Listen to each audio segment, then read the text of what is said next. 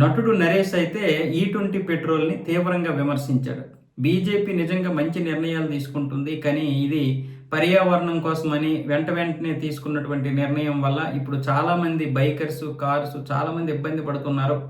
ఈ20 petrol వల్ల నాలాంటి luxury కార్లు పెట్టినటువంటి వారు కూడా ప్యూర్ పెట్రోల్కి ₹165 పెట్టాల్సి వస్తుంది. అదే ఈ20 అయితే 126, ₹127 పెట్టాల్సి వస్తుందన్న విధంగా నరేష్ అయితే మాట్లాడుతున్నాడు. అయితే మన వాళ్ళు చాలా వరకు ప్రయోగం చేశారు దీనికి. ఈ20 పెట్రోల్ అనే దాని మీద ఇప్పుడు చెరకు, మొక్కజొన్న, ఈ శనగలు వీటి వల్ల ప్రయోగాలు చేసి ఈ బళ్ళుకి ఎటువంటి నష్టం రాకుండా కొంతవరకు అయితే ప్రయత్నాలు చేశారు. దాని గురించి మైలేజ్ పడిపోయినటువంటి మాట వాస్తవమే కానీ ఈయన బళ్ళు కూడా పాడైపోతాయి అంటున్నాడు. అలాగని నేనేం మెకానిక్ని కాదు, పాడవ్వలేదు అని చెప్పలేను. దీనికి సంబంధించి చాలామంది నెటిజన్లు కొంతమంది ఆయనకి సపోర్టు చేశారు, కొంతమంది విమర్శించారు కూడా. విమర్శించడం అంటే ఇప్పుడు నీలాంటి లగ్జరీ కార్లు ఏవైతే ఉన్నాయో అవి ఖచ్చితంగా మాన్యువల్ చదివి దానికి కావాల్సినటువంటి ఫీలు పోయాల్సిందే. కానీ మామూలు కార్లకి అలాంటిది ఏమీ లేదు. ఈ20, ఈ30 అయినా పర్వాలేదు, ఆ కార్లు మన్నగలుగుతాయి అన్న విధంగా కొంతమంది చెప్తున్నారు. కొంతమంది ఏమొచ్చేసి బాగా మాట్లాడావు, కరెక్టే, మా బళ్ళు కూడా పాడైపోతున్నాయి అన్న విధంగా మాట్లాడారు.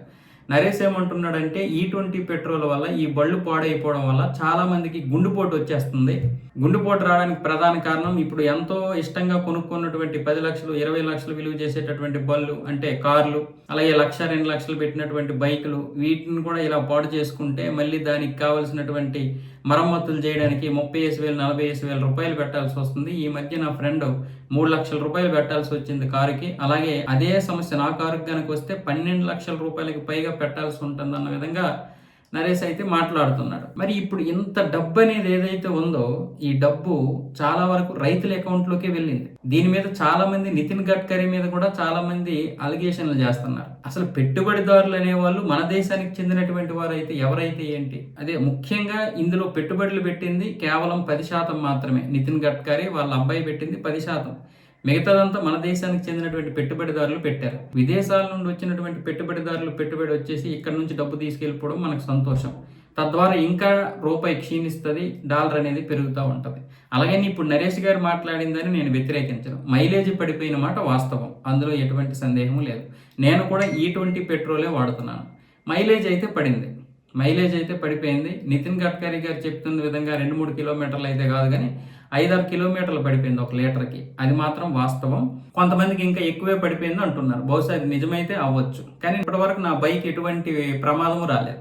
ఈ20 ఇప్పటి వరకు వాడుతున్నాను కదా. ఈ20 2015లో కొన్నాను నా గ్లామర్ బైక్. ఇప్పటికీ దాన్ని వాడుతూనే ఉన్నాను, ఎటువంటి సమస్య రాలేదు. పికప్ కూడా తగ్గిపోయింది అంటున్నారు కొంతమంది. మరి ఏమో, బహుశా తగ్గిపోవచ్చు. కానీ నా బండికి అయితే ఏం తగ్గలేదు. నేనేదో మళ్ళీ బీజేపీకి ఫేవర్గా ఉన్నాను కాబట్టి ఈ విధంగా మాట్లాడుతున్నాను అనుకుంటారేమో మీరు. కానీ నేను చెప్తున్నది నిజం. అలాగని రోడ్ల మీద ఎంతోమంది ఈ20 పెట్రోల్ తోటే నడుపుతున్నారు. మరి వాళ్ళ కార్లు, బళ్ళు ఏవీ ఆగలేదు. అయితే ఇక్కడ మనం సమస్యను అయితే ఖచ్చితంగా రెక్టిఫై చేయాల్సిందే. సమస్యను మనం పరిష్కరించాల్సిందే, అందులో ఎటువంటి సమస్య లేదు. ఆ సమస్య పరిష్కారం కూడా ఇప్పుడు కేంద్ర ప్రభుత్వం ఆలోచిస్తుంది. ఎందుకంటే నరేష్ కూడా ఇంతకుముందు చాలా వరకు బీజేపీతో పనిచేశారు ఆయన. ఆ విధంగా బీజేపీకి ఆయన వ్యతిరేకమేం కాదు, ఉన్నట్టుగా చెప్తున్నానని చెప్తూనే ఈ విధంగా మాట్లాడారు. అయితే ఈయన ఇంకో మాట అన్నాడు, నన్ను దేశద్రోహిని అనకండి అని చెప్పి. దేశద్రోహిని ఎవడంటున్నాడు?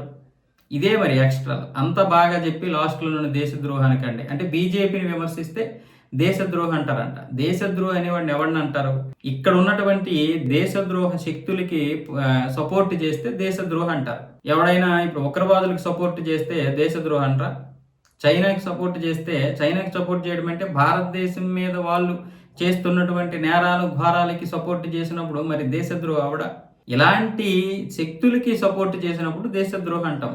అంతేగాని ప్రతి ఒక్కరిని దేశద్రోహి అని ఎవడైనా అంటున్నాడా? అంటే ఇవే ఎక్స్ట్రాలు.